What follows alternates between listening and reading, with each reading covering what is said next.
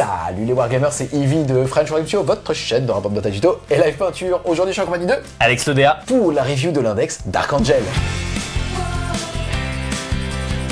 Pour information, on a déjà tourné cette review avec Olivier alias Percastor, capitaine de l'équipe de France de Warhammer 40 000. On n'était pas super satisfait de la qualité de cette vidéo puisqu'on l'avait tournée très tard, on était fatigué puisqu'on avait tourné tous les index avec lui en même temps et on a pu utiliser son expertise pour aller chercher ce qui va être le meilleur justement de cet index là et on a décidé de la refaire avec toi pour avoir aussi le regard d'un passionné de cette armée là puisque c'est ton armée de cœur. Tout à fait. Avant donc de rentrer dans les règles, il faut savoir que quand on décide de jouer Dark Angel, on s'adresse à la première légion des Space Marines, armée qui en plus depuis peu a le droit d'avoir son propre primarque, Lionel L. Johnson, Lionel, comment Lionel, t'as pas Lionel, il est là. Quand on l'amène dans le pays francophone, du fromage. Plus sérieusement, qu'est-ce que tu penses toi des Dark Angel? Est-ce que après quelques parties, t'as une saveur de jeu? Je parle aussi bien de l'échelle de puissance intrinsèque aux Space Marines Dark Angel que versus le reste du monde. Alors après quelques parties, on se rend compte que déjà il y a des choses à faire quand même. Globalement, on sait que le SM se situe au milieu, au niveau de la chaîne alimentaire actuelle des index. Au milieu bien quoi. Au milieu bien, en fonction de certains chapitres même. Là, on est peu ou prou au même niveau. Il y a des choses à faire, il y a des personnages qui sont très forts, il y a des particularités aussi qu'on va retrouver que avec cette armée et qu'on n'aura pas dans notre index. Jouer Dark Angel, c'est pas jouer un autre chapitre. Et ça c'est cool, par rapport à ce que tu as pu connaître dans les autres versions qui étaient très restrictives on va dire, par rapport au fait qu'on le rappelle, dans les Dark Angel on va avoir justement la Ravenwing qui correspond au motard, fou de la vitesse, les mecs en noir un peu gothique, salut, quand je dis ça je suis motard, donc moi aussi je fais le... Moi aussi j'ai des plumes, ok. Donc t'avais la Ravenwing, t'avais aussi la Deathwing qui était justement les gros Terminators, et t'avais ce qu'on appelait la Greenwing, c'est-à-dire le reste du chapitre avec à chaque fois leur bonus et ainsi de suite. Là, qu'en est-il du gameplay et comment tu le définirais? Alors, on continue à avoir cette personnalité forte sur les premières et deuxième compagnies, puisque il y a des unités spécifiques Dark Angel Terminator première compagnie, il y a des unités spécifiques Dark Angel Ravenwing deuxième compagnie, il n'y a pas d'unité spécifique Dark Angel pour de la Greenwing. Donc en gros, quand on va jouer Greenwing, c'est du Space Marine, mais on a moins ce côté polarisé qu'on pouvait avoir en V9. Elle est là la Ravenwing. Ça, c'est Ravenwing. T'as vu ses oreilles? Ses oreilles, mon gars, dans le fond, il est comme as. Vulnérable à 5, il est là le Jink. Donc on a moins ce côté polarisé qu'on pouvait avoir en V9 où on avait vraiment des armées qui étaient full Deathwing, full Ravenwing. Là, on n'a pas vraiment de règles qui nous invitent à partir sur ce modèle-là d'armée.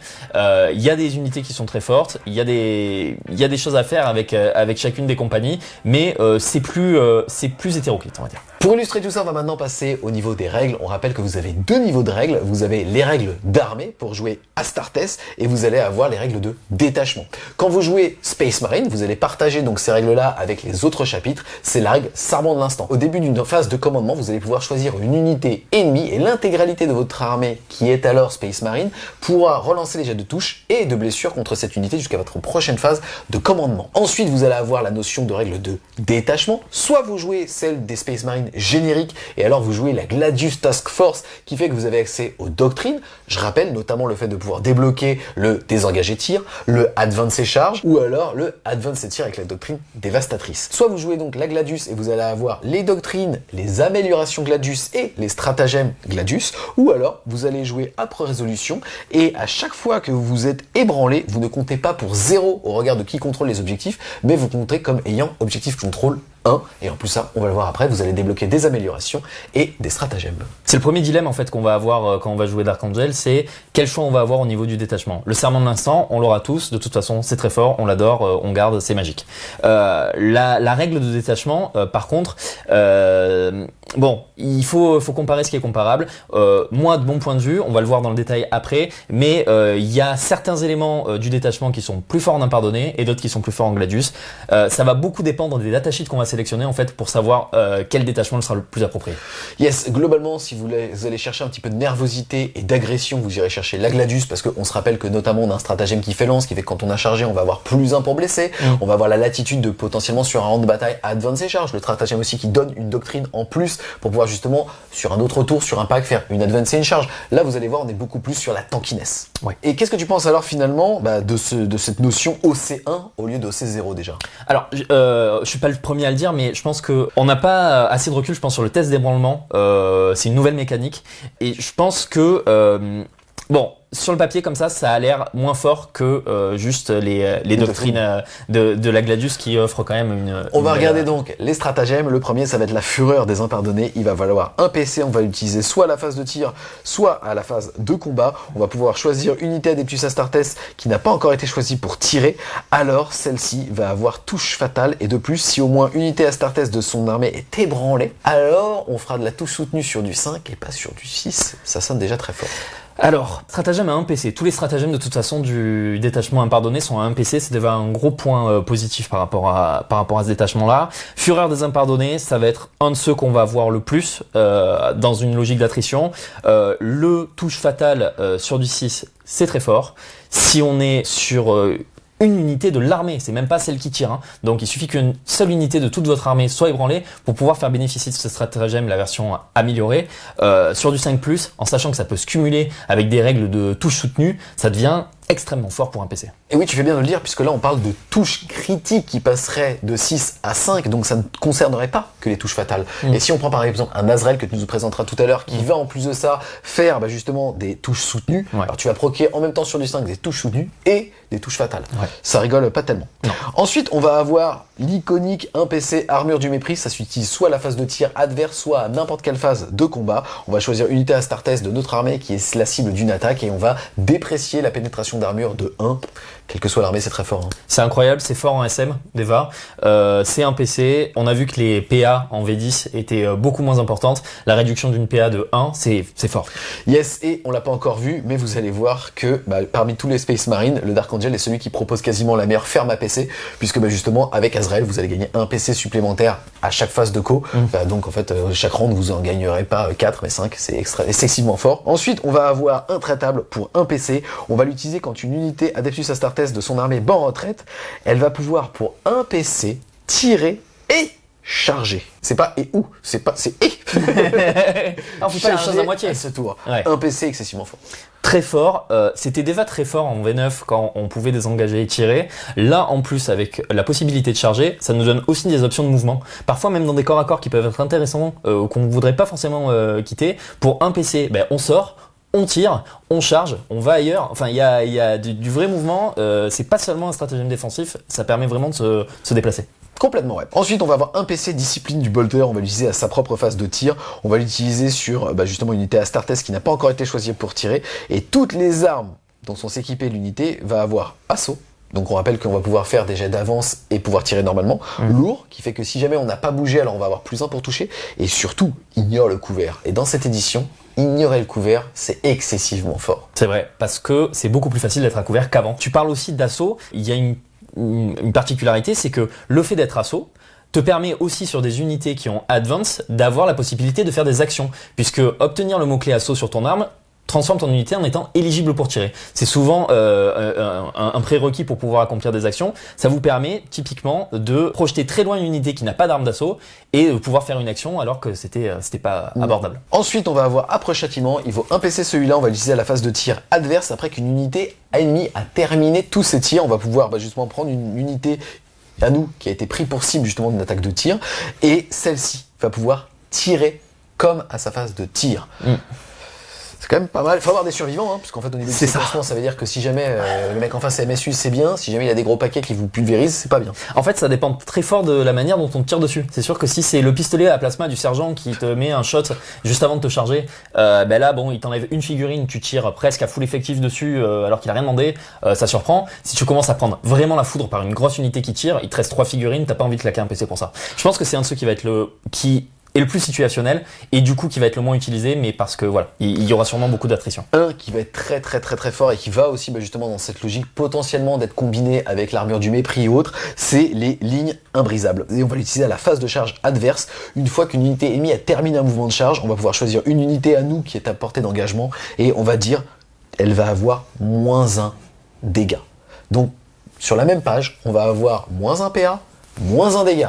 Et on a dit tout à l'heure que vous aviez un mec qui vous donnait un PC en plus. Ça veut dire que vous allez être à 2 PC à votre tour. Et on a certaines unités qui ont nativement -1 dégâts. Juste la preuve du contraire, c'est cumulable. On peut tomber sur des unités qui ont -1 PA, -2 dégâts. Et qui ont 4 PV, tête. Ça tombe pas. On enchaîne ensuite avec les améliorations. On rappelle qu'il faut les payer en points maintenant et que vous allez pouvoir les mettre justement sur les héros qui ne sont pas des héros épiques, c'est-à-dire qui ne sont pas des héros nommés. Elles sont au nombre de 4 et vous pouvez en acheter un maximum de 3. La première, ça va être la sueur des héros. Elle vaut 25 points. Vous allez voir que à chaque fois, vous allez avoir une version si jamais on est normal et une version si on est ébranlé. Ouais. Là, en l'occurrence, la première fois que le porteur est détruit, on va jeter un dé et sur un 2+, il va revenir à la vie. Il va revenir à la vie avec 3 PV et si jamais il était ébranlé avant de mourir, alors il va revenir avec tous ses PV. Ouais. C'est la plus chère. Et à mon sens, c'est la moins bien. Pourquoi ? En fait, avec les améliorations des Dark Angel, c'est compliqué d'arriver à générer soi-même des unités Battle Shock. En gros, il y a 2 moyens, c'est-à-dire, enfin 3. Un qui est natif, qui est raté son test d'ébranlement parce que notre unité est à moins de sa demi-force. Ça, c'est la première, mais c'est pas en notre contrôle. La deuxième, c'est sortir d'un véhicule détruit. Et la troisième, on a certains personnages qui nous permettent aussi en aura de faire des tests de Battle Shock à certaines de nos unités. C'est quand même situationnel. Là, pour le coup, 25 points pour remettre un héros sur un de plus, je pense que y a mieux. Ensuite, on va avoir Ténacité Obstinée. Celui-là, il vaut 15 points. Ça va permettre au personnage, s'il mène une unité qui n'est pas justement avec ses effectifs de départ, c'est-à-dire qu'il y a au moins une perte, alors elle va avoir plus 1 pour toucher. Et si elle cible une unité qui est ébranlée, alors elle va aussi avoir plus 1 pour blesser. On voit que, bon, comme d'habitude, la version ébranlée est complètement pétée. C'est le cas pour toutes les améliorations. Et que la version vanilla, entre guillemets, est ok. La ténacité obstinée, ça marche bien sur des unités qui se crament la gueule toutes seules. C'est-à-dire que c'est marrant quand, typiquement, on a un Hellblaster qui se fait sauter, on perd un gars, on sait qu'au tour d'après, l'unité touche sur 2+. C'est marrant. Ensuite, on va avoir la lame d'Éden qui vaut 20 points. Ça va permettre justement au porteur d'avoir plus 1 en attaque, plus 1 en force et plus 1 aux dégâts de ses armes en mêlée. Et s'il est ébranlé, alors ça sera plus 1 en attaque, plus 1 en force et plus 2 aux dégâts. Il y a quelques datasheets qui rigolent 0 avec ça. Parce que, bon, alors déjà plus en attaque, plus en force et plus en dégâts, c'est pas du tout dégueu pour une relique. Hein. Je crois que même les Blood Angel, ils ont pas aussi bien. Quand tu commences à passer à 2 attaques en plus et flat 2 en plus, il y a 2-3 gars, ils font trembler quand même. Ouais, complètement. Ouais. Ensuite, pour terminer, on va avoir le penon du souvenir qui lui vaut 10 points. Ça va être appliqué justement sur un Dweller, Blade Guard, Primaris ou Terminator. Et ça va permettre à l'unité d'avoir un insensible à 6 et si l'unité est ébranlée, elle aura un insensible à douleur à 4. Ça, c'est 10 points.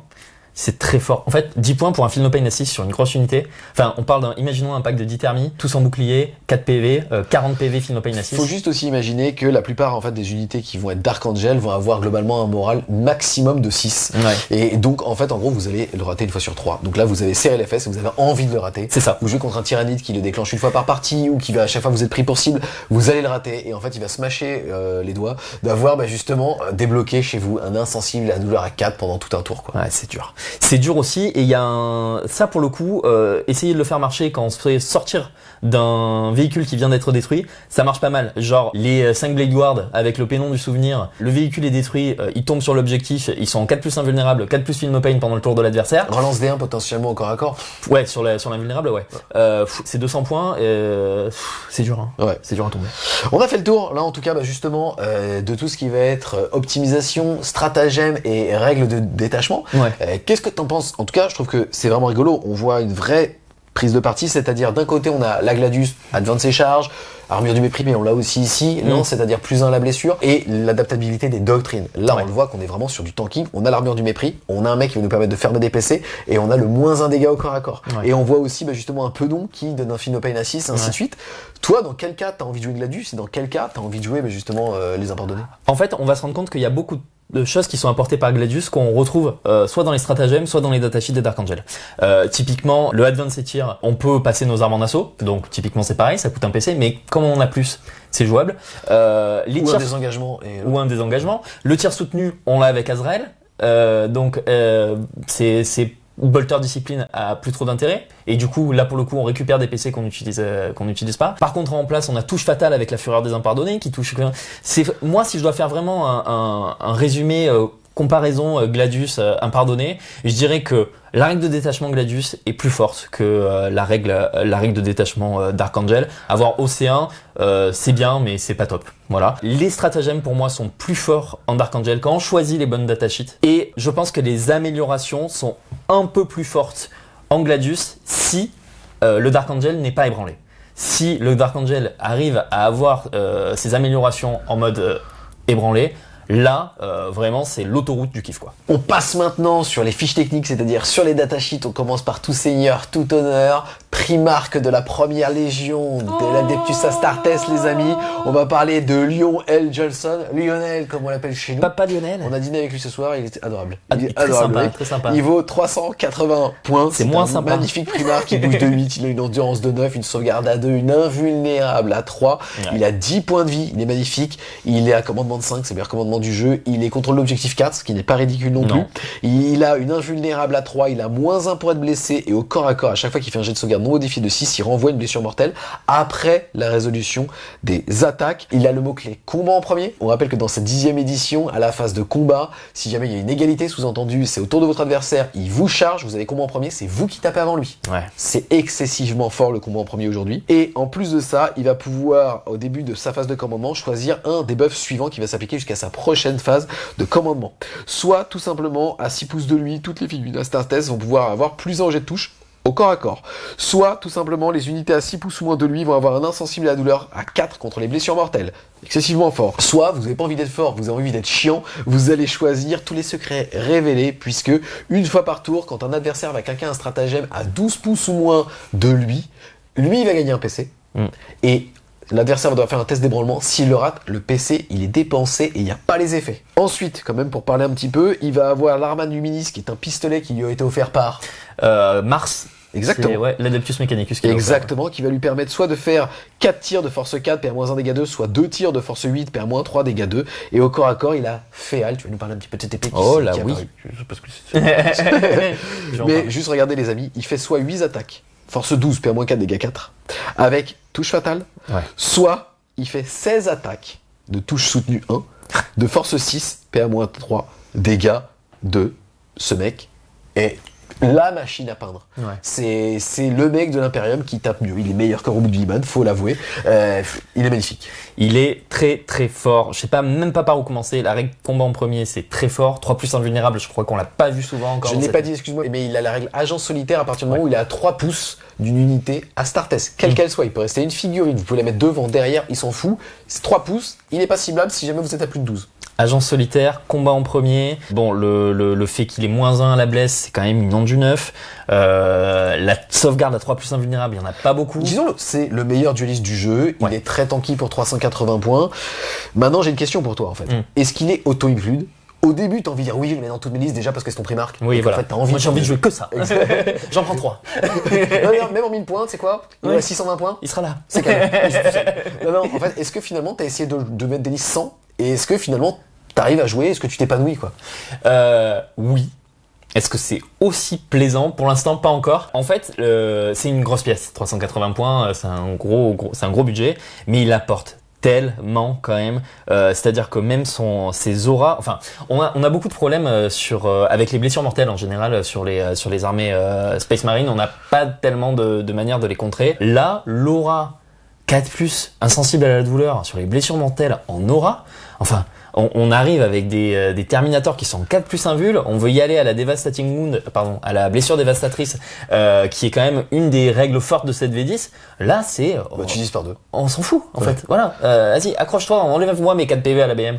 C'est très très fort. Et si on n'en a pas besoin, parce que pour une raison ou pour une autre, votre adversaire fait pas de BM, eh ben, tous les secrets révélés, une nouvelle pharma PC, c'est des fois que votre Azrael se soit fait ouvrir. Ouais. Et vas-y, claque tes PC dans le vent et fais des tests d'ébranlement. C'est incroyable. Après, encore une fois, moi j'aime bien, je trouve que le costing il est bien. 380 points, c'est pas trop cher. Je trouve que c'est parfait. Vraiment, faut imaginer, vous mettez au centre de la table. Si jamais le mec se rapproche, il bouge de 8. Alors attention, son seul défaut c'est qu'il est monstre et qu'il passe pas à travers les murs. Ouais. Ça, faut quand même être objectif. Ouais. C'est son défaut. Maintenant, il bouge de 8. Ça fait que si votre adversaire se met à 18, vous tentez tous les jours une charge à 10. Après, il est dans ses lignes et occupe-toi de lui maintenant. 380 points, tu vas mettre un tour pour le gérer avec toute ton armée, et t'es pas sûr de le sortir parce que l'invul à 3, ça craque. Il a le droit de claquer des PC aussi pour la reroll et ainsi de suite. Il a le droit de claquer des PC pour l'armure du mépris et le -1 en dégâts aussi. Hein. Ça ne suffisait pas. Merci Alex. Merci Alex. Non, franchement, je le trouve très bien. Maintenant, 380 points, faut imaginer, c'est quand même 12 Eradicator. Ouais. Alors, en termes de létalité, je pense que ça, y a no match, encore que. Mais là, ce qui est sûr, c'est que non seulement quand tu rentres dans un truc, ça tombe, et ça tombe même si c'est le truc qui te rentre dedans, parce que tu frappes en premier. Et par contre, pour le tomber, accroche-toi mon pote. C'est un truc. Si t'arrives à être à moins de 12 pouces, parce que je suis opérateur solitaire, t'es à portée de charge au tour d'après, c'est un aimant. Hein. Tu vois, c'est bien parce qu'en fait, en aspect négatif, quand on avait fait la review avec Père Castor, on disait ouais, mais on peut pas trouver la figue. Et en fait, maintenant, ils l'ont en quantité limitée, c'est bâtard. Donc, ouais, maintenant, vous pouvez l'acheter. Donc, il y a plus vraiment de défaut, quoi. On enchaîne ensuite avec le maître de chapitre, c'est-à-dire Monsieur Azrael. Il vaut 120 points. Ce petit mec, il a été primarisé. Oui. Déjà, ce qu'il faut noter, c'est qu'il est meneur et il va pouvoir rejoindre les assauts intercessors, les vétérans Blade Guard, les Hellblasters, les nouveaux Infernus, les intercessors ou les vétérans Sternguard. Donc, que des bonnes unités quand même. Ouais. Pas toutes les unités primaris, encore heureux, parce que je pense qu'il y aurait eu quelques abus, parce que vous allez voir, il rigole pas des masses. Déjà, en aptitude, il va avoir Grand Maître Suprême, qui fait qu'il donne touche soutenue 1 dans l'unité qu'il est, au tir et au corps à corps. Et ensuite, il va avoir Tacticien Magistral, qui fait qu'à votre phase de commandement, vous gagnez un PC cash. Il est donc meilleur qu'un maître de chapitre qui donne, toi tu peux claquer un PC pour 0 PC, blablabla, puisque lui, c'est un PC en plus, c'est juste meilleur. On fait ce qu'on veut. Et il va avoir l'aptitude Aume de Lion, qui fait qu'une fois par partie, en plus d'avoir une invulnérable à 4, il va pouvoir donner un insensible à douleur à 4 contre les blessures mortelles à son unité pendant une phase entière. Après, on va regarder, il a une sauvegarde à 2, une invulnérable à 4, il est au C1, un mouvement de 6, il a le courroux du lion, qui est un espèce de petit bolter assez énervé, et il a surtout l'épée des secrets, qui va faire 6 attaques de force 6, PA-4, dégâts 2, blessures dévastatrices. Ouais.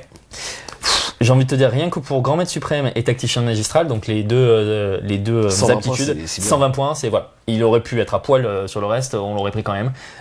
Stratégiquement, ça t'ouvre une capacité, enfin des options de jeu qui sont vraiment fortes. Le Homme du Lion, la 4+ invulnérable, si tu le mets sur une unité qu'il a pas déjà, c'est très fort. On me disait tout à l'heure la complexité de se battre contre des armées qui font beaucoup de blessures mortelles. Là, on a encore un tour où très bien, là c'est Fin No Pain à 4. Si on n'a pas le T1, qu'on n'a pas eu le temps de claquer l'aptitude du lion par exemple, c'est super fort. Les armes déconnent pas du tout. Anti-infanterie 4, blessures dévastatrices et l'épée des secrets. Parle-moi plutôt des unités qu'il peut rejoindre avec lesquelles il va synergiser sur touche soutenue 1. Alors, c'est la limite souvent sur les datasheets des personnages. C'est un problème qu'on va avoir avec Azrael et on aimerait le mettre dans certaines unités auxquelles il n'a pas accès. Voilà. Après, il y a quand même des unités qui sont très fortes. Typiquement pour moi, les deux que je vais favoriser, c'est l'escouade Hellblaster et l'escouade de vétérans Sternguard. C'est les deux qui vont vraiment tirer le plus parti, je pense, de la touche soutenue, en fait. C'est-à-dire qu'on a des armes qui font des va très mal, dans un cas avec une grosse force sur de la surcharge de Hellblaster et de la blessure dévastatrice pour les vétérans Sternguard. Pour les autres, je trouve ça un peu moins pertinent. Est-ce qu'on a vraiment envie d'avoir des touches en plus sur de l'assaut intercessor qui deal des va quand même beaucoup d'attaques? Les Infernus ont touche auto. La touche soutenue n'a pas vraiment de sens. Pour moi, voilà, les Hellblasters et les vétérans Sternguard, c'est ceux qui vont tirer le meilleur parti d'Azrael. Ce qui fonctionne très bien avec Azrael, c'est que son PC supplémentaire par tour, typiquement, peut être claqué tous les tours, je pense, sur son unité pour Fureur des Impardonnés. Ouais. C'est-à-dire que là, on a une unité de 10 Hellblaster ou 10 Sternguard qui, sur du 6, attention quand même, touche fatale et touche soutenue. D'accord? Et qui peuvent passer sur du 5. Qui peut passer sur du 5 si n'importe quelle unité de votre armée est ébranlée. Pour un PC. Enfin, y a pas grand chose. Si vous ajoutez ça serment de l'instant, y a rien qui tient, hein. Faut juste imaginer, ça veut dire qu'en gros, à chaque fois que vous allez faire un 5, vous allez faire une touche en plus et que la touche initiale a blessé quoi qu'il arrive. Ouais. Un tiers de touche et de blessure en plus, c'est juste énorme, quoi. Si vous êtes sur des Hellblasters et que vous surchauffez, vous pouvez en plus vous cramer joyeusement la gueule tout seul. Et ça vous permet de retirer sur un 3+, en continuant à profiter de la règle. Ouais, complètement, ouais. Il faut aussi noter quand même que comme lui, il est maître de chapitre, on peut ajouter à l'unité qu'il mène un apothicaire. Ouais. Donc par exemple, c'est vraiment pour avoir plus, un apothicaire qui, pourquoi pas, aurait une amélioration, soit celle qu'on a vue tout à l'heure, soit celle de la Gladius. Ouais. Mais du coup, ténacité obstinée, ça le plus 1 à la touche parce que vous allez souvent pas être à effectif initial puisque du coup, il y a de fortes chances que vous flinguiez 1 ou 2 Hellblaster en surchauffe. Ça marche bien. On enchaîne ensuite, on descend en hiérarchie, on a fait le primarque, le maître de chapitre, on va maintenant passer au capitaine des différentes compagnies et on va parler bien évidemment de Belial, capitaine de la Deathwing. Lui, il vaut 100 points. Ouais. Bah tiens, il est mitigé, on va pouvoir en discuter un petit peu. Alors il va pouvoir rejoindre soit des Terminators, soit des Terminators d'assaut, soit des Terminators reliques, soit les Terminators de la Deathwing, soit les Chevaliers de la Deathwing, soit les meilleurs Terminators du jeu, on va se le dire tout de suite. Les Dark Angels sont bons grâce à cette unité-là aussi, c'est les squads d'état-major de la Deathwing. Ouais. Et il va leur donner la capacité, quand ils vont faire une touche critique, d'avoir précision. Et aussi, il va avoir la riposte punitive qui fait qu'à chaque attaque de mêlée qui cible cette figurine, il va pouvoir jeter un D6 et faire une blessure mortelle à l'attaquant. C'est une règle qui est complètement anecdotique. Lui, en tout cas, il va avoir un Bolter Storm 2 mètres, qui va donc être un Bolter Storm qui est dégâts 2, pas de PA, mais qui est surtout précision. Et au corps à corps, il va avoir l'épée du silence, qui est aussi une épée qui va lui donner précision. C'est donc un assassin. C'est un tueur de perso, ouais. Qu'est-ce que t'en penses de ce mec? En fait, j'arrive pas à lui trouver un positionnement pour 100 points. Est-ce que tu peux le défendre? Il y a un moyen de lui faire un peu tirer son épingle du jeu. Bon, au corps à corps, il plaisante pas quand même, hein. Mais le fait, sa capacité grand maître de la Deathwing d'avoir précision sur des touches critiques, ça peut être pas mal. Je m'explique. Vous le mettez dans une unité de 10 Terminator qui tous équipés gantelet Stormbolter. Vous arrivez... Ouais. Vous avez un problème avec une unité, avec un meneur qui, pas trop costaud, hein, faut pas l'envoyer sur du termi non plus, mais qui donne vraiment une capacité qui est importante pour l'unité. Typiquement, quelque chose qui va donner frappe en premier, ou bien sûr un spirit qui va relever des rest guard. Voilà, ou même quelque chose qui va vous donner des feel no pain ou de la tankiness globalement. Vous arrivez, vous faites 40 tirs de Stormbolter, vous avez 2 Terminators qui sont en lance-missiles, Cyclone. Ça fait 2 fois 2d6 tirs encore de saturation. Donc on monte avec Belial qui lui touche à 2, qui fait sa précision dans tous les cas. On monte à en moyenne 52 tirs sur un personnage de Stormbolter. D'accord? T'es en save à 4+, tu trembles quand même. Ok. Ouais, non, mais en tout cas, j'aime bien l'effet de le Judicaire en face, le Spirit. Tu peux aller le one-shot, et je trouve ça pas mal avant de le charger à 9. Avant de le charger pour lui mettre des grands coups de moufle dans la tête, évidemment. Ok, non, mais écoute, tu vois, je suis d'accord. Encore une fois, j'aime bien ce que tu dis, et c'est aussi cool, c'est que, avec Percastor, on avait trouvé ça très moyen. Ouais. Mais on voit le mec qui a tenté, en tout cas, de tirer l'épingle du jeu. Il y a un scénario, il y a un monde dans lequel ça va être utile, et j'aime bien ça. Est-ce que c'est meilleur qu'un Terminator standard, on va dire, qui va avoir la relance de charge? Pas dans tous les cas, mais il y a quelque chose à faire. Ensuite, on va avoir Samael, c'est donc le capitaine, mais cette fois-ci de la Ravenwing. Il vaut 145 points. Alors, plus restrictif, lui, parce qu'il ne peut rejoindre que les unités de moto Outrider, c'est-à-dire de moto Primaris, de Chevalier Noir de la Ravenwing ou des escouades des états-majors de la Ravenwing. Il va leur donner le fait de pouvoir tirer et charger un tour où on a avancé. Donc ça c'est quand même vraiment pas mal. Et le petit bonus en plus, c'est couper tout échappatoire. En gros, quand une unité est engagée avec lui et veut se désengager, ils vont devoir faire justement des tests de fuite désespérés qui fait qu'ils vont mourir sur du 1-2. Ouais. Et si t'es ébranlé, t'auras un malus de -1, donc tu mourras sur du 1, 2, 3 avec lui. En fait, le problème c'est que je le trouve excessivement cher. Il est super cher. Ses armes sont pas ouf en plus. Par contre, c'est vrai que la capacité d'advance et charge, c'est, je crois, une des seules occurrences où on l'a dans l'index. Autant on l'a en Gladius, autant si on veut pousser vraiment une unité de moto jusqu'au corps à corps, c'est lui qu'il faut. Après, est-ce qu'on a vraiment envie de penser de la moto au corps à corps? Ça dépend, pas toujours, et peut-être pas pour ce prix-là. En fait, il y a d'autres options de meneur moto qui semblent plus pertinentes et moins chères. Yes, comme pas pour autant le Chaplain moto. Chaplain Primaris à moto, c'est une très bonne option et qui coûte moins. On enchaîne ensuite avec Ezekiel. Ezekiel, c'est donc le Librarian des Dark Angel. Il vaut 80 points. Il peut rejoindre une unité d'escouade d'assaut, d'escouade d'état-major, d'escouade tactique ou d'escouade de vétérans Vanguard. Il peine un peu le fait de ne pas avoir été primarisé pour l'instant, en tout cas, papa. Déjà, il va donner comme pour règle à l'unité qu'il rejoint d'avoir un insensible à 4 sur les attaques psychiques. Tu joues pas s'il joue GK1. Ok. Non, parce que je saurais que tu ne joues pas. Donc en fait, je saurais que tu joueras bien parce que je joue GK. Et ensuite, il va avoir Graine de la peur. À la limite, c'est pas mal. Il va prendre une unité à sa phase de tir ennemi à 18 pouces de lui et dire, toi, tu fais un test d'ébranlement. Ouais. Qu'est-ce que t'en penses à 80 points? Est-ce que tu préfères pas un psycheur générique? Alors, il y a deux trucs. C'est que déjà, les unités qu'il peut rejoindre, comme il est pas primarisé, elles sont pas ouf. Voilà. T'as pas forcément envie de le mettre. Par contre, il y a un monde où 80 points pour faire à toute ton armée à 6 pouces un test d'ébranlement, c'est sa capacité de livre de la rédemption. C'est-à-dire, une fois qu'il meurt, toutes les unités autour de lui, à 6 pouces, font un test d'ébranlement. Donc ça peut être un kamikaze solo que tu vas jouer seul. Si le gars veut s'en occuper, il t'enlève 80 points, toi tu fais tes tests et tu vas aller chercher ton Battle Shock. C'est une des rares moyens. Et donc tu vas chercher de la touche soudue sur une unité à 5. Par exemple. Ok, c'est pour qu'il meure. Ou alors sur tes unités qui ont des améliorations. Si tu vas chercher ton Feel No Pain à 4 aussi. Tu vois, si t'as une unité à côté qui est... Donc il y a des trucs à faire, mais c'est un suicide. Mais pour 80 points, ça peut faire la blague. Okay. Après, c'est pas opti, mais ça fait la blague. Ensuite, on va avoir le chapelain d'Archangel, c'est-à-dire Asmodai, qui lui vaut 70 points, donc il est pas cher. Non, il est pas ouf. Non. Il va rejoindre une unité d'assaut, d'état-major, de tactique ou de vétéran Vanguard. Il va avoir le fait que l'unité qu'il a rejoint va pouvoir relancer les jets de touche à la phase de mêlée. Et il va aussi avoir investigateur redouté, qui fait qu'au début de la phase de combat, chaque unité personnage ennemi à 6 pouces ou moins de lui de faire un test d'ébranlement avec -1. Et quand lui tue un personnage, il hérite de un PC. Beaucoup de capacités qui sont redondantes avec des trucs qu'on fait déjà. C'est-à-dire que la relance des touches, bon, déjà, il rejoint pas des unités qui sont très létales au corps à corps. La relance de touches, on l'a en général avec le serment de l'instant. Voilà, ça va pas changer grand-chose. Ces armes de mêlée sont vraiment pas ouf. On a un anti-personnage de plus qui a précision, mais ça fait pas de PA des gains, donc tu vas pas tuer grand-chose. Pas incroyable, il coûte vraiment pas cher, mais il sert vraiment pas grand-chose, je trouve. Yes, mais écoute, il en faut. Ouais. On va ensuite passer sur une belle pépite par contre, c'est le maître de serre de la Ravenwing. C'est l'ancien lieutenant qui pilote un speeder. Ouais. Lui, il vaut 115 points, il bouge de 7, endurance de 7, sauvegarde à 3, invulnérable à 5. Si il est à 3 pouces d'unité montée ou véhicule, il va avoir agent solitaire, donc on ne pourra pas lui tirer dessus s'il a plus de 12. Donc ça c'est très très très très fort. Il va permettre aux unités montées et véhicules à 6 pouces ou moins de lui d'ignorer les couverts. Donc ça, c'est pour le coup, c'est assez fort.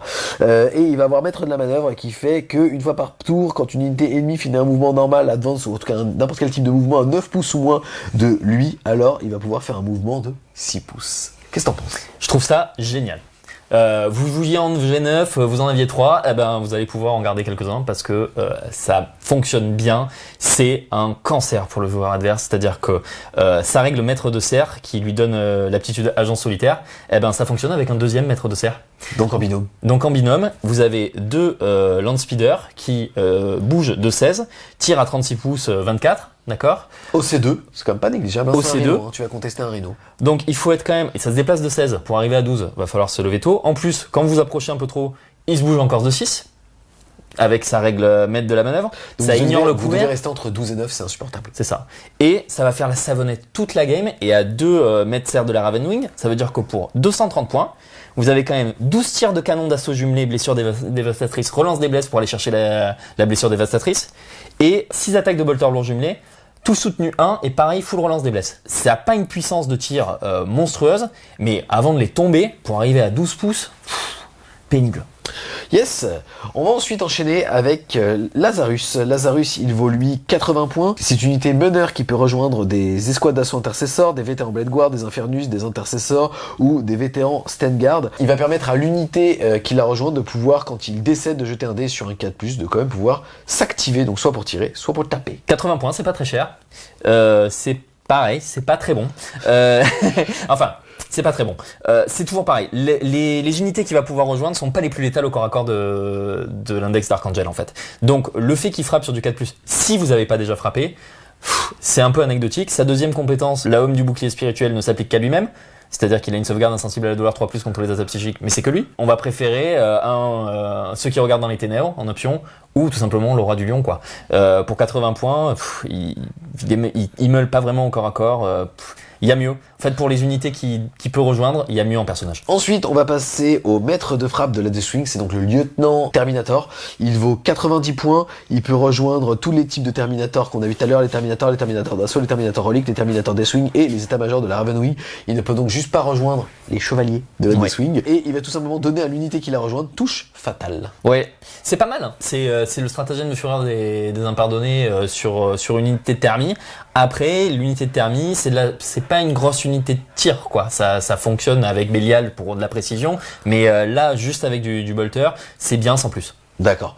On va maintenant, les amis, passer à la vraie pépite de cet index qui fait que si jamais vous aimez les Terminators, vous êtes un gars badass, vous allez avoir envie de jouer les Terminators et étonnamment, vous allez aller chercher les escouades d'état-major de la Deathwing. Puisque vous êtes sur 215 points les 5, 430 points les 10 et vous êtes quasiment sur les meilleurs Terminators que connaît justement les Space Marines. Vous êtes au C1, mais dans cette escouade, vous allez pouvoir avoir justement une bannière qui fait que vous allez avoir au C+1, c'est-à-dire que même les personnages qui vont l'intégrer, qui normalement sont au C1, vont passer au C2. Donc c'est vraiment pas mal. Vous êtes donc au C22 pour justement les 10 bonhommes plus un personnage dedans, c'est quand même vraiment pas déconnant derrière. On a vu, c'est-à-dire que là, si jamais vous voulez jouer en bouclier, vous allez passer à 4 PV. Si jamais vous voulez jouer sans bouclier, vous êtes à 3 PV, mais vous avez d'autres bonus. En plus de ça, vous avez justement un Artexium qui fait que justement, vous avez un mec qui à chacune de vos phases de commandement va relever un Terminator. Ouais. C'est ça en fait qui les rend très forts. Vous êtes OC+1 et vous relevez un Terminator par phase de co. Et en plus de ça, comme il a à l'intérieur de son unité un petit mec avec une espèce de hallebarde, qui d'ailleurs a ses propres règles, il va avoir l'honneur ou la mort, qui fait qu'il va avoir +1 à ses jets d'advance ou de charge. C'est-à-dire que quand vous arrivez, vous faites pas des charges à 9, vous faites des charges à 8, ça change tout. Et en plus de ça, vous allez pouvoir faire le stratagème d'intervention héroïque à 0 PC à chaque fois. C'est effectivement la meilleure unité Terminator, je pense, sans problème. Comment tu les joues? Comment tu les équipes? Est-ce que tu les joues par 5? Est-ce que tu les joues par 10? Je vous le dis, moi en tant que joueur GK, ça ne choque absolument pas de pouvoir avoir une armée avec 5x5 Terminator comme ça. Puisqu'en fait, en gros, il suffit que vous en reste un, c'est le Narcirsu, vous êtes au C2, hop, vous ripopez. C'est pas grave, je suis au C4. Ouais. C'est très fort, quoi, à sa phase de co. Donc c'est avant de savoir qui contrôle les objectifs en plus. Donc ça vous permet de grappiller des pouces, ça vous permet de reprendre les contrôles des objectifs. C'est très très bien. T'en as 3, tu remontes 3 Terminators par tour, c'est 120 points. C'est, 130 même. Tu les joues comment, toi? Est-ce que tu joues justement full marteau, full bouclier, tu les joues en mix Stormbolter? Comment tu les joues? Alors, moi j'ai tendance, quand avec des grosses valeurs d'OC comme ça, j'ai tendance à les vouloir tanky et un peu imprenables. Donc j'ai tendance à essayer de maximiser la quantité de boucliers pour avoir les 4 PV, qui est quand même un palier, quoi. C'est rare d'avoir du flat 4 en face. Et du coup, ça veut dire qu'il faut rater 2 saves pour en tomber un. C'est du 4+ invulnérable, c'est dur. Donc moi, j'essaye de mettre le maximum de boucliers, le plus 1 PV est vraiment structurant pour le coup sur ce genre d'unité. Yes. Alors, malheureusement ou heureusement, je ne sais pas, on a commencé par la meilleure escouade de Terminator. Et la seule doléance qu'on pourrait dire sur les Dark Angel, c'est que toutes les unités maintenant Dark Angel vont être moins fortes que ça. Ouais. Donc, Mais bon, on va pas se plaindre. on va passer justement à l'escouade de Terminator de la Deathwing, où là, pour le coup, vous allez voir, on est à peine 10 points de moins, c'est-à-dire 205 points les 5, 410 points au lieu de 430 points les 10. Et écoutez, ils ont pas de bannière, ils ont pas de Nartessium. Donc c'est compliqué, puisqu'en fait, ils vont juste avoir la règle des swings, qui fait qu'à chaque attaque d'une figurine de cette unité, vous pouvez ignorer tous les modificateurs à la caractéristique de capacité de tir ou de combat. Malheureusement, quand on a habituellement ce genre d'occurrence de règles, c'est pas on ignore seulement la capacité de tir et la capacité de combat, c'est on ignore tous les malus. On ignore les malus à la charge, on ignore les malus aux dégâts, on ignore tout. On ignore tout, pardon. Là, on ignore juste les malus à la touche.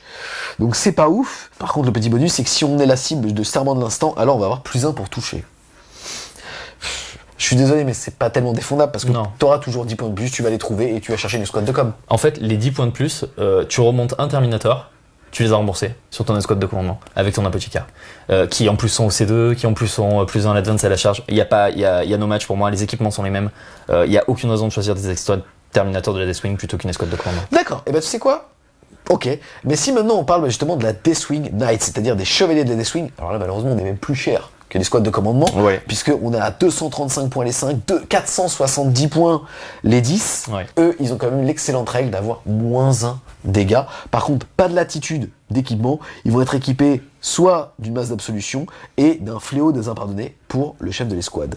Alors, la règle cercle intérieur, -1 dégâts, c'est ultra fort. Si on le cumule, vous vous faites charger avec le stratagème DA, -1 dégâts. -2 dégâts donc. -2 dégâts sur des unités qui sont 4+ invulnérables avec 4 PV. Faut se lever tôt quand même. Par contre, le problème... Alors, ils ont aussi... ils sont tanky, du coup, puisqu'ils ont aussi Guetteur des Ténèbres, qui leur permet d'avoir une fois par bataille l'insensible à la douleur sur les blessures mortelles à 4+. C'est bien. Par contre, ça fait pas grand-chose au corps à corps. Et c'est un peu triste, parce que ça fait un nombre d'attaques qui est... descend avec 4 attaques par body, mais en fait ce qui va vraiment flinguer la masse d'absolution, c'est la PA-1 quoi.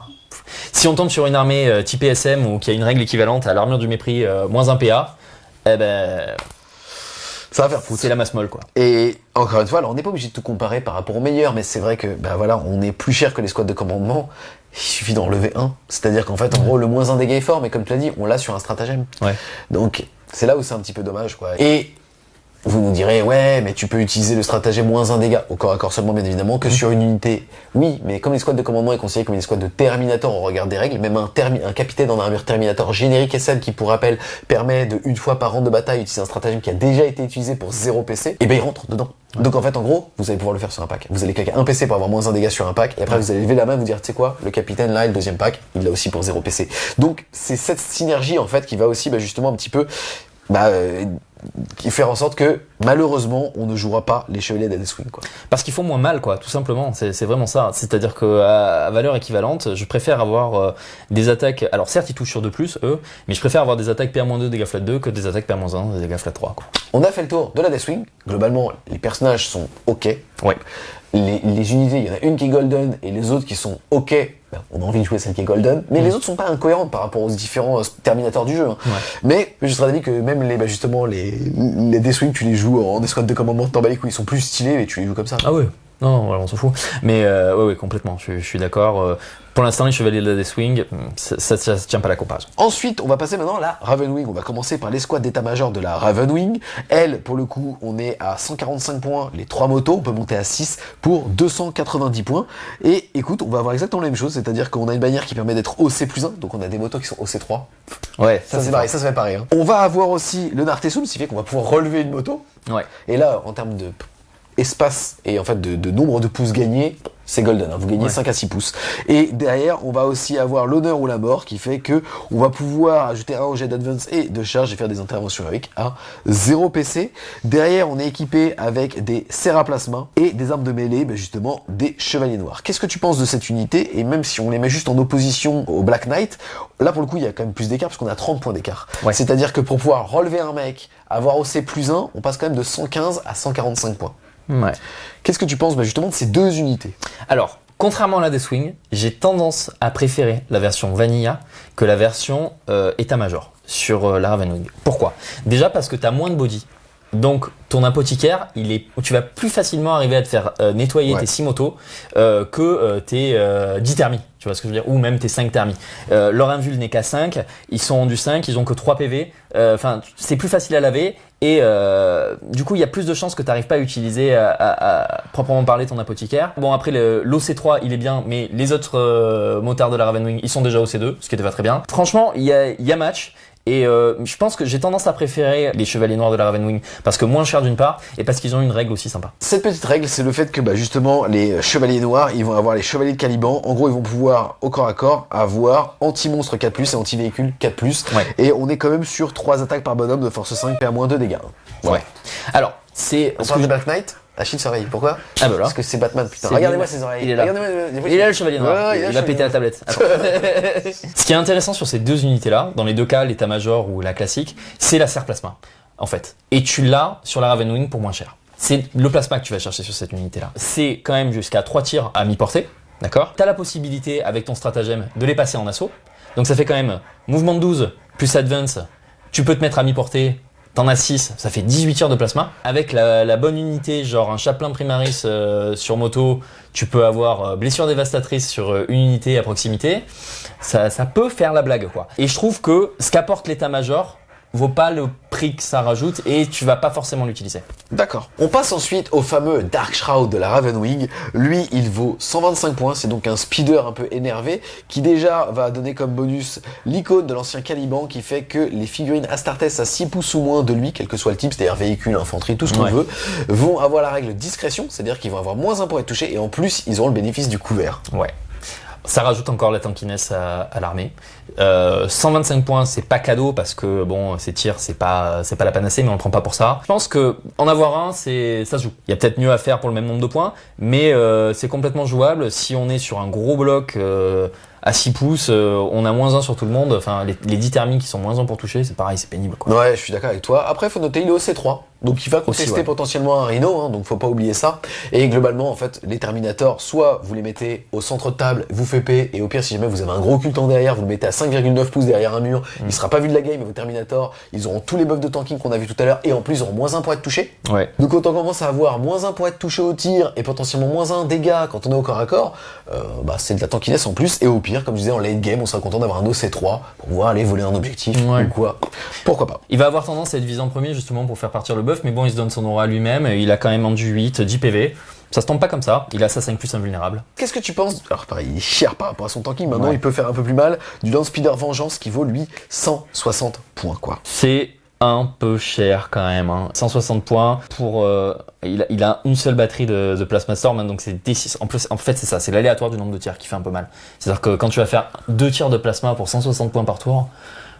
T'es triste quoi. Alors c'est cool, on va avoir du flat 3, c'est dur à trouver dans les index, force 9 c'est bien, c'est un palier aussi, la PA-3 c'est un palier. La tempête de vengeance, honnêtement je la trouve un peu anecdotique, c'est-à-dire qu'on tire sur une unité qui a détruit une unité à côté de nous. Ça peut arriver, mais bon, voilà, en général, c'est pas tous les jours non plus. C'est un peu cher. Je trouve ça un peu cher pour le même nombre de points, tu peux avoir plus de tirs quand même. Et on va terminer par les aérodymes. Ouais. On en a déjà parlé plein de fois, hein, mais malheureusement en V10, à part vraiment pour du jeu fun ou pour tester les 2 premiers jours, on a vraiment arrêté de jouer des aérodymes. En fait, j'ai bien aimé ce qu'avait dit Aretas, c'est que malheureusement, soit c'est pété, t'en vois plein, soit c'est complètement inutile, t'en vois aucun. C'est ça. Et bah là, malheureusement, t'en vois aucun, t'es sur des figurines qui sont OC0. On va avoir donc le chasseur Néphilim et le Dark Talon, qui valent réciproquement 195 points et 210 points. Qu'est-ce que t'en penses en fait? Alors, ce qui les sauve un peu, pour moi, c'est leur capacité stationnaire. On rappelle, à partir du moment où vous êtes stationnaire, vous avez le droit d'être déployé sur la table. Et Voilà. donc, si vous le souhaitez, vous pouvez bouger que de 20. Ouais. Ce qui nous affranchit un petit peu de la règle des aérodynes, qui fait qu'on est obligé d'arriver en renfort, du coup arriver T2, pas pouvoir se déplacer. Donc c'est quand même un peu le but de ces unités. Les armes sont ok. Bon, 210 points c'est trop cher en fait, clairement. Les armes sont ok. Le canon Rift est sympa parce que c'est du déflag avec blessure dévastatrice. Ce qui est surtout marrant, c'est sa capacité bombastas qui peut vraiment te mettre l'adversaire dedans. C'est-à-dire que quand il survole une unité, il lance un D6 sur 1, 2, 3, tu peux pas advance ou battre en tête, et sur 4, 5, 6, tu es obligé de rester immobile. Et ça, sur un jeu où on va vraiment aller chercher les objectifs, ça peut vraiment te mettre dedans. Alors, je suis complètement d'accord avec toi.